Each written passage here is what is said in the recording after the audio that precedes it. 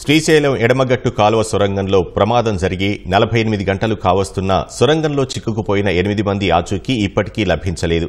కేంద్ర తెలంగాణ రాష్ట్ర ప్రభుత్వ రెస్క్యూ బృందాలు సర్వశక్తులు ఒడ్డుతున్నా ఫలితం లేకుండా పోతుంది. ఇప్పటికే భారత సైన్యం ఎన్డీఆర్ఎఫ్ బృందాలు సహాయక చర్యల్లో పాల్గొనగా ఎయిర్ ఫోర్స్, విశాఖపట్నం నుంచి నేవీ బృందాలు 3 హెలికాప్టర్లలో అక్కడికి చేరుకున్నారు. సొరంగంలో చిక్కుకుపోయిన 8 మందిని సురక్షితంగా బయటకు తీసుకురావాలన్న లక్ష్యంతో అహర్నిశలు శ్రమిస్తున్నారు.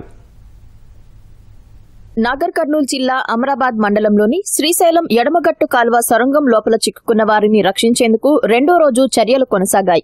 ప్రమాదం జరిగి సుమారు 48 గంటలు గడిచింది. అయినప్పటికీ ఎటువంటి సానుకూల పరిణామాలు కనిపించలేదు. ప్రమాద బాధితులను కాపాడటం అత్యంత క్లిష్టంగా మారింది. ఆదివారం వేకువజాము నుంచే ఎన్డీఆర్ఎఫ్ సైన్యం బృందాలుగా లోనికి వెళ్తూ రక్షణ చర్యలు ప్రారంభించాయి. డ్రోన్లు, స్కానర్లను ఉపయోగించి సొరంగం లోపల పరిస్థితిని అంచనా వేసుకుంటూ ముందుకు వెళ్లాయి. సొరంగంలో ప్రమాదం చోటు చేసుకున్న ప్రాంతం సమీపంలోకి రక్షణ దళాలు వెళ్లాయి. ప్రమాద సమయంలో అక్కడ చిక్కుకుపోయిన వారి పేర్లను పిలుస్తూ సిబ్బంది శబ్దాలు చేశారు. వీరిలో ఎవరైనా ఏదైనా ఆసరాగా చేసుకుని సాయం కోసం ఎదురు చూస్తూ ఉంటారన్న ఆశలు వ్యక్తమయ్యాయి. మరోవైపు డ్రోన్తో పాటు స్కానర్లు, నైట్ విజన్ కెమెరాలతో ఎవరైనా ఉన్నారా అని పరిశీలించారు.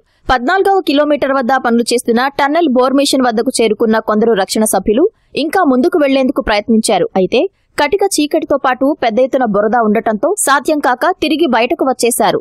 రక్షణ చర్యలు చేపట్టే క్రమంలో అడుగడుగునా ఆటంకాలు ఏర్పడుతున్నాయి. మట్టి, నీరు, విరిగి పడినటువంటి సెగ్మెంట్లు అడ్డు తగులుతున్నాయి. ఎన్డీఆర్ఎఫ్ బృందాలు సొరంగంలోకి సంఘటనా స్థలానికి చేరుకున్నాయి. ప్రమాదం చోటు చేసుకున్న ప్రాంతం నుంచి 3 కిలోమీటర్ల వరకు బురద, నీళ్లు ఎగదన్నుతున్నాయని వెల్లడించాయి. 5 అత్యాధునిక హార్స్ పవర్స్ సామర్థ్యం ఉన్న పంపులను వినియోగిస్తూ ఆ నీటిని భారీ మోటార్ల ద్వారా ఎత్తిపోస్తూ శ్రీశైలం జలాశయంలోకి తరలిస్తున్నారు. సొరంగంలో లోపల విద్యుత్ సరఫరా లేని చోట కూలిపోయిన ఇనుప రైలింగ్, రాడ్లను తొలగించేందుకు కట్టర్లు, వెల్డింగ్ పనులు చేసేందుకు విద్యుత్ అవసరం రావడంతో ఆ దిశగా చర్యలు చేపట్టారు. నాగర్ కర్నూల్ సమీపంలో జరుగుతున్న పాలమూరు, రంగారెడ్డి ఎత్తిపోతల్లో పనులు చేస్తున్న సుమా సంస్థకు చెందిన భారీ జనరేటర్ను తెప్పించి శక్తివంతమైన కాంతి వెదజల్లే లైట్లను సొరంగంలో అమర్చారు. సొరంగంకు అడ్డుపడ్డ ఇనుప కడ్డీలను, పైపులను తొలగిస్తే ప్రమాదం జరిగిన ప్రాంతానికి వెళ్లడానికి వీలు ఏర్పడుతుందని ఎన్డీఆర్ఎఫ్ సిబ్బంది భావిస్తున్నారు.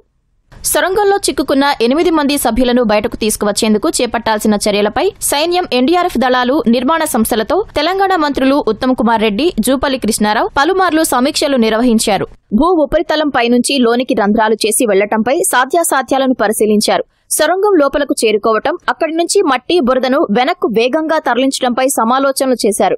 సొరంగం ప్రాంతానికి సంబంధించిన బ్లూ ప్రింట్లు, మ్యాప్ల ఆధారంగా పరిశీలన చేపట్టారు. తెలంగాణ భారీ నీటిపారుదల శాఖ ముఖ్య కార్యదర్శి రాహుల్ బొజ్జా, విపత్తుల నిర్వహణ శాఖ కమిషనర్ అరవింద్ కుమార్, హైడ్రా కమిషనర్ రంగనాథ్లు సైతం అక్కడి పరిస్థితులను సమీక్షించారు. మరోవైపు లోపల చిక్కుకున్న వారి కుటుంబ సభ్యులకు నిర్మాణ సంస్థ సమాచారాన్ని అందించింది.